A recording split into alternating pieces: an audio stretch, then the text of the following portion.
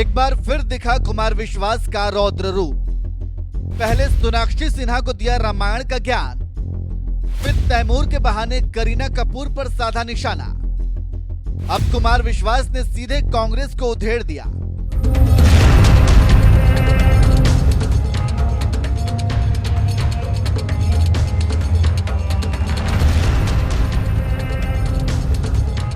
कुमार विश्वास नाम तो सुना ही होगा, जिन्हें कभी आपने एक शायर के रूप में देखा होगा तो कभी एक नेता के रूप में, और अब तो वो आजकल कथा बांचते हुए नजर आ रहे हैं। कभी महाराष्ट्र में तो कभी यूपी में, लेकिन कथा बांचते बांचते कुमार विश्वास कभी कभी ऐसी बात बोल जाते हैं जिससे कट्टरपंथियों के दिलों में आग लग जाती है।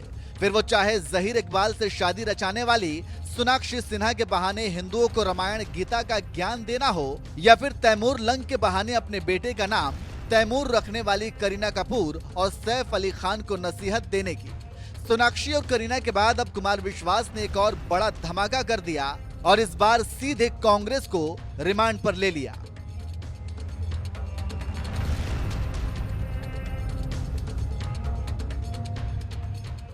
दरअसल देश की सबसे पुरानी पार्टी कांग्रेस ही एक ऐसी पार्टी है जो लंबे समय तक देश की सत्ता में रही, लेकिन इसके बावजूद लगता है कि देश की जनता का भाव नहीं समझ पाई, देश की संस्कृति और मूल्यों को नहीं समझ पाई।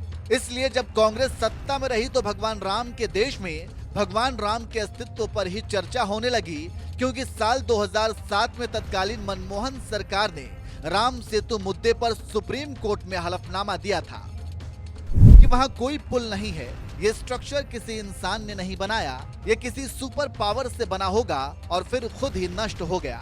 इसी वजह से सदियों तक इसके बारे में कोई बात नहीं हुई और ना कोई सबूत है। तत्कालीन मनमोहन सरकार ने यह बात मानने से ही इनकार कर दिया था कि समंदर में राम सेतु भगवान ने बनाया है, और आज तक इसी हलफनामे की वजह से आज तक कांग्रेस की फजीहत हो रही है। यहाँ तक कि भगवान राम के नाम की कथा सुनाने वाले कवि कुमार विश्वास का भी एक बयान वायरल हो रहा है, जिसमें वो कह रहे हैं, इस देश में कोई भी सवाल उठाता रहता है। 30 साल तक तो इस बात का मुकदमा चला कि राम हुए थे कि नहीं हुए थे, और जिन्होंने राम को काल्पनिक बताया था वो पार्टी ही काल्पनिक होने के कगार पर आ गई है। बोले राम तो हुए नहीं थे, और जब ये मुकदमा चल रहा था उन दिनों सुप्रीम कोर्ट में राम नवमी की छुट्टी पड़ गई, तो सुप्रीम कोर्ट बंद हो गया। तो हमने जज साहब को फोन किया कि सर अगर छुट्टी है तो हुए होंगे, और अगर नहीं हुए तो फिर छुट्टी क्यों है। कुमार विश्वास ने कांग्रेस का नाम लिए बिना ही इशारों में उसे राम विरोधी भी बता दिया, और उसकी मौजूदा हालत पर भी तंज मारते हुए काल्पनिक पार्टी होने की कागार पर बता दिया।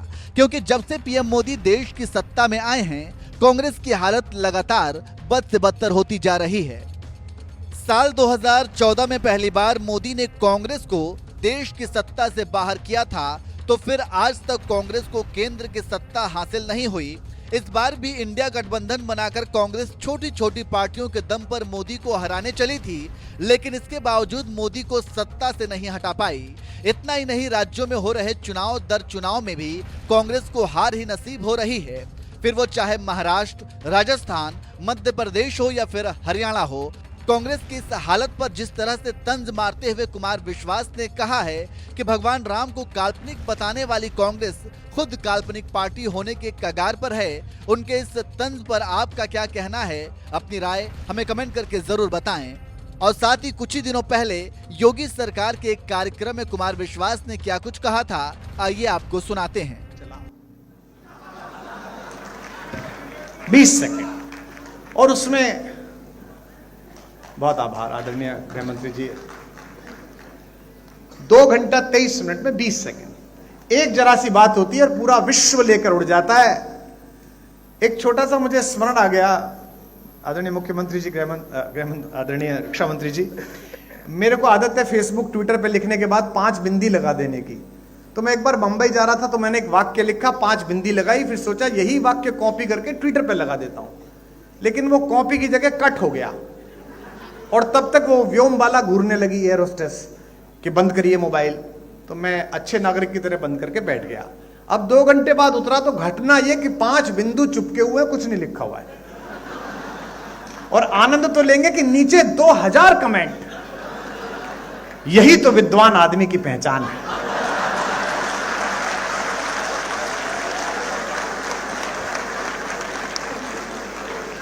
पंच तत्वों को क्या सुंदर तरीके से बताया। एक कह रहा था कि नहीं, आजकल कुमार जी आध्यात्मिक हो गए हैं, केवी कुटीर में रहते हैं, तो ये 5 वृक्षों की चर्चा है। कुछ भी चलता है। आपसे एक अपराध अनायास हो या किसी के माध्यम से हो जाए, अपयश में रुचि लेने के लिए पूरा संसार उत्सुक है। लेकिन आपने जितना पुरुषार्थ किया है, आपने जितनी क्षमता और मेहनत की है, उसकी कृतज्ञता देने के लिए संसार बहुत कंजूस है। मैं अंतिम पंक्तियां और अंतिम बंद पढ़ता हूं, उन लोगों के सम्मुख पढ़ रहा हूं जिनको यश और अपयश दोनों का अभ्यास है।